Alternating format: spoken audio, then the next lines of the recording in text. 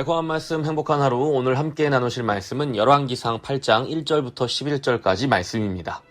이에 솔로몬이 여호와의 언약궤를 다윗성 곧 시온에서 메어 올리고자 하여 이스라엘 장로와 모든 지파의 우두머리 곧 이스라엘 자손의 족장들을 예루살렘에 있는 자기에게로 소집하니 이스라엘 모든 사람이 다 에다님월 곧 일곱째 달 절기에 솔로몬 왕에게 모이고 이스라엘 장로들이 다 이름에 제사장들이 궤를 매니라. 여호와의 궤와 회막과 성막 안의 모든 거룩한 기구들을 메고 올라가되 제사장과 레위 사람이 그것들을 메고 올라가매 솔로몬 왕과 그 앞에 모인 이스라엘 회중이 그와 함께 그 궤 앞에 있어 양과 소로 제사를 지냈으니 그 수가 많아 기록할 수도 없고 셀 수도 없었더라. 제사장들이 여호와의 언약궤를 자기의 처소로 메어드렸으니 곧 성전의 내소인 지성소 그룹들의 날개 아래라. 그룹들이 그 궤 처소 위에서 날개를 펴서 궤와 그 채를 덮었는데 채가 길므로 채 끝이 내소 앞 성소에서 보이나 밖에서는 보이지 아니하며 그 채는 오늘까지 그곳에 있으며 그 궤 안에는 두 돌판 외에 아무것도 없으니 이것은 이스라엘 자손이 애굽 땅에서 나온 후 여호와께서 저희와 언약을 맺으실 때 모세가 호렙에서 그 안에 넣은 것이더라. 제사장이 성소에서 나올 때 구름이 여호와의 성전에 가득하매 제사장이 그 구름으로 말미암아 능히 서서 섬기지 못하였으니 이는 여호와의 영광이 여호와의 성전에 가득함이었더라. 최고의 성전을 건축한 솔로몬에게 남은 일은 이제 하나님의 언약궤를 성전의 지성소로 옮기는 일이었습니다. 그러나 솔로몬은 성전이 완공된 후 곧장 이 일을 실행하지 않고 무려 11개월이나 기다린 끝에 장막절에 맞춰서 진행합니다. 그가 성전 봉헌식을 얼마나 말씀에 의지하여 신중하게 준비했는지 알 수 있는 대목입니다. 우리는 이미 과거에 다윗이 하나님의 언약궤를 수레에 싣고 막무가내로 옮기려다가 얼마나 큰 대가를 지불해야 했는지 알고 있습니다.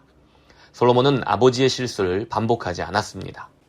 솔로몬은 시온의 다윗성에 있는 언약궤를 옮기기 위해 이스라엘 장로와 이스라엘 모든 지파의 족장들을 소집했습니다. 그런데 2절을 보면 결국 이스라엘의 모든 사람이 솔로몬 왕에게 모였다고 기록합니다.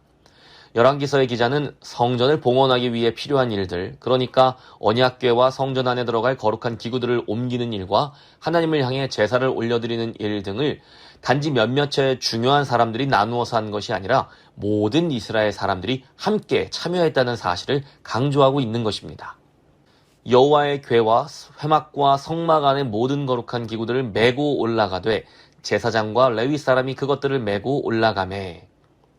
솔로몬은 오직 제사장과 레위 사람들만이 언약궤와 성막 안의 모든 거룩한 기구들을 메고 올라가도록 했습니다.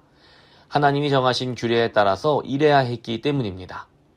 이처럼 솔로몬은 모든 일을 하나님의 말씀 안에서 신중하게 해내려고 했습니다. 그리고 옮겨지는 언약궤 앞에서 모든 이스라엘 사람들과 솔로몬은 하나님께 그 수를 기록할 수도 없을 만큼 많은 양의 제사를 올려드렸습니다. 성전을 중심으로 오직 말씀에 순종하는 신앙 공동체를 새롭게 세워나가려는 솔로몬의 의지를 보여주는 것입니다. 그리고는 마침내 언약궤가 지성소의 자리를 잡게 됩니다. 제사장들이 여호와의 언약궤를 자기의 처소로 메어드렸으니 곧 성전의 내소인 지성소 그룹들의 날개 아래라. 그룹들이 그 궤 처소 위에서 날개를 펴서 궤와 그 채를 덮었는데 채가 길므로 채 끝이 내소 앞 성소에서 보이나 밖에서는 보이지 아니하며 그 채는 오늘까지 그곳에 있으며. 6절은 언약궤의 자리를 자기의 처소라고 말하는데 여기서 말하는 자기는 곧 언약궤를 가리킵니다. 따라서 언약궤가 자기의 처소에 자리를 잡았다는 뜻입니다. 그 자리는 성전의 내소인 지성소 그 안에 있는 그룹들의 날개 아래였습니다. 언약궤가 자리를 잡은 모습은 하나님께서 모세와 다윗을 통해 전해주신 말씀 그대로를 재현한 것입니다. 7, 8절에서 말하는 채라는 것은 언약궤를 메고 다닐 때 사용하는 기다란 막대기 같은 것인데요. 그 채가 그 자리에 그대로 보존되어 오늘까지 그곳에 있다는 말은 그 채를 고리에 꿰n 대로 두고서는 빼내지 말라는 출애굽기의 말씀에 열왕기서가 쓰여지고 있는 그날까지 그대로 순종했다는 것입니다. 그 채를 궤 양쪽 고리에 꿰어서 궤를 매게 하며 채를 궤의 고리에 꿰n 대로 두고 빼내지 말지며 내가 내게 줄 증거판을 궤 속에 둘지며. 언약궤 안에는 무엇이 들어있었을까요? 그 안에는 오직 두 돌판, 즉 하나님의 언약의 말씀 이외에 아무것도 없었다고 합니다. 그 궤 안에는 두 돌판 외에 아무것도 없으니 이것은 이스라엘 자손이 애굽 땅에서 나온 후 여호와께서 저희와 언약을 맺으실 때에 모세가 호렙에서 그 안에 넣은 것이더라. 이처럼 하나님의 말씀에 순종하여 언약궤를 옮기고 하나님께 성전을 봉헌한 뒤에 제사장이 성소에서 나올 때에 구름이 성전에 가득하게 되어 제사장은 제대로 서 있기도 힘든 지경이 되었습니다. 성경에서 구름은 하나님의 임재를 나타내는데 본문은 그곳에 여호와의 임재, 여호와의 영광이 가득했다고 알려줍니다. 하나님의 언약이 자리 잡은 곳에 하나님의 임재와 영광이 임합니다. 그리고 하나님의 언약의 말씀에 순종하여 영광 돌리는 자리에 하나님의 임재와 영광이 임하는 것입니다. 솔로몬은 하나님의 임재와 영광이 건물이 아닌 언약의 말씀과 그 말씀에 순종하는 것에 달려있음을 알고 있었습니다. 그렇기 때문에 11개월을 준비하여 신중하게 언약궤를 옮겨왔고 그 모든 일에 있어 하나님의 말씀에 귀를 기울인 것입니다. 건물을 짓고 그곳에 언약궤를 놓는다고 이스라엘에 샬롬이 오는 것이 아닙니다. 하나님의 약속의 말씀이 주어졌고 그 말씀을 바라보며 항상 그 말씀에 순종하는 백성에게 하나님의 임재와 샬롬이 있는 것입니다. 솔로몬은 또한 아무리 최고의 기술과 재료로 지은 건물이라 하더라도 하나님의 임재를 제한하거나 가둘 수 없음을 알고 있었습니다. 하나님은 교회 건물에만 계시지 않고 특정한 사역의 현장에만 계시지 않고 온 땅에 충만하시며 바로 지금 여기 성전이 된 우리와 함께하고 계십니다. 성전도 사라지고 지성소도 언약궤도 사라질 그림자입니다. 사람의 손으로 지은 것 중에 영원한 것은 없습니다. 남는 것은 오직 그 속에 있는 하나님의 언약뿐이지요. 언약궤 안에 담겨있는 돌판은 모세의 때에 하나님께서 주신 언약의 말씀이 새겨진 돌판입니다. 그런데 우리가 다 아는 것처럼 그 첫 번째 돌판은 이스라엘의 불순종으로 인해 깨어질 수밖에 없었습니다. 돌판을 받아서 내려오던 모세가 발견한 것은 산 아래에 이스라엘이 아론과 함께 황금 송아지를 만들고 우상을 숭배하는 모습이었습니다. 하나님의 언약의 말씀을 받자마자 발견되는 것이 그들의 반역이고 불순종이었습니다. 계약 위반이었습니다. 진정한 왕에 대한 반역, 배반, 불순종, 계약 위반의 결과는 멸망뿐입니다. 그러나 깨지고 죽어야 하는 이스라엘 백성 대신에 돌판이 깨어졌습니다. 언약의 말씀이 부서졌습니다. 그 돌판에 새겨진 말씀에 의하면 백성들이 죽을 수밖에 없기 때문입니다.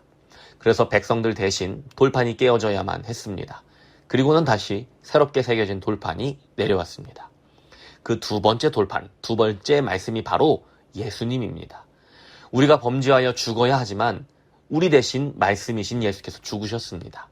그리고 다시 부활하신 예수께서 우리와 항상 함께 하시며 하나님의 임재와 영광을 경험하게 해주십니다. 언약궤 속에는 바로 그 두 번째 돌판 외에는 아무것도 없었다고 했습니다. 오늘날 성전은 사라졌습니다. 성소도 지성소도 사라졌습니다. 언약궤도 사라지고 그 속에 돌판도 사라졌습니다. 그러나 그 돌판에 새겨진 언약의 말씀은 여전히 살아있습니다. 그 말씀이 육신이 되어 오셨고 그분은 죽음에서 부활하셔서 지금도 살아계십니다. 그 예수와 함께하는 사람에게, 그 말씀과 함께하는 사람에게 하나님의 임재와 영광이 있는 것입니다. 신약 성경에는 변화산에 올라간 베드로가 무슨 말을 할지 몰라 횡설수설하며 모세와 엘리야와 예수님을 위해 집을 짓고 그 산 위에 머물러 살고 싶다고 말하는 장면이 나옵니다. 베드로는 하나님의 임재가 충만했던 과거의 영광, 곧 모세와 엘리야의 영광을 바라보고 있었습니다. 그러나 하나님은 베드로와 다른 제자들에게 오직 예수님의 말씀만 들으라고 하셨습니다. 그리고는 정신을 차리고 둘러보니 모세도 엘리야도 보이지 않고 오직 예수님과 자기들만 보였습니다.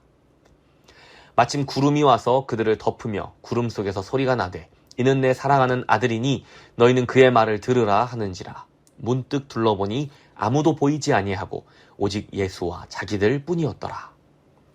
우리는 거룩해 보이고 영광스러워 보이는 무언가에 우리의 시선을 빼앗길 때가 많습니다. 거대한 건물, 화려한 사역, 때로는 심지어 남들보다 더 척박한 사역의 현장마저도 우리를 함정에 빠뜨릴 수 있습니다. 마치 그곳에만 하나님의 임재와 영광이 있는 것처럼 여기는 것이죠.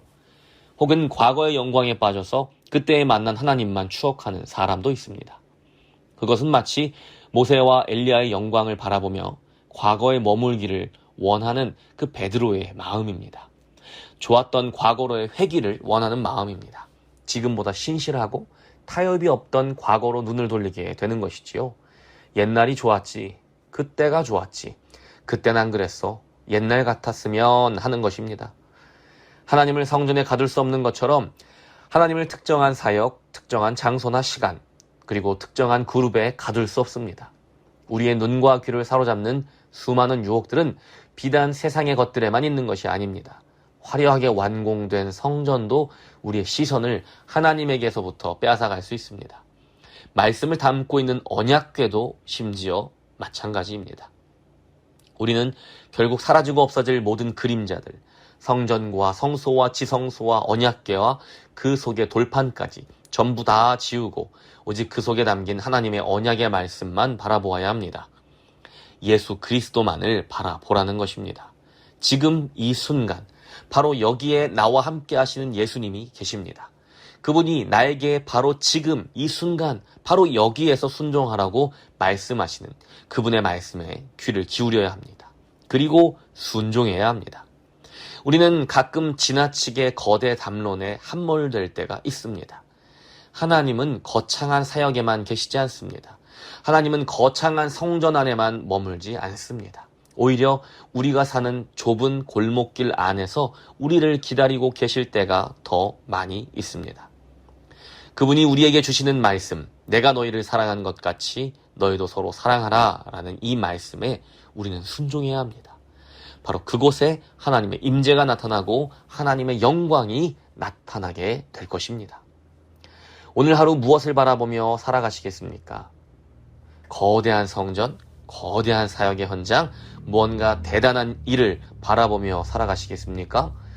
지금 여기에서 우리와 함께 하시는 예수님만 바라보십시오. 그분의 말씀에 귀를 기울이십시오. 하나님의 임재와 영광이 우리를 사로잡을 것입니다. 우리가 사는 뒷골목이 바로 예수님이 거하시는 새로운 성전입니다.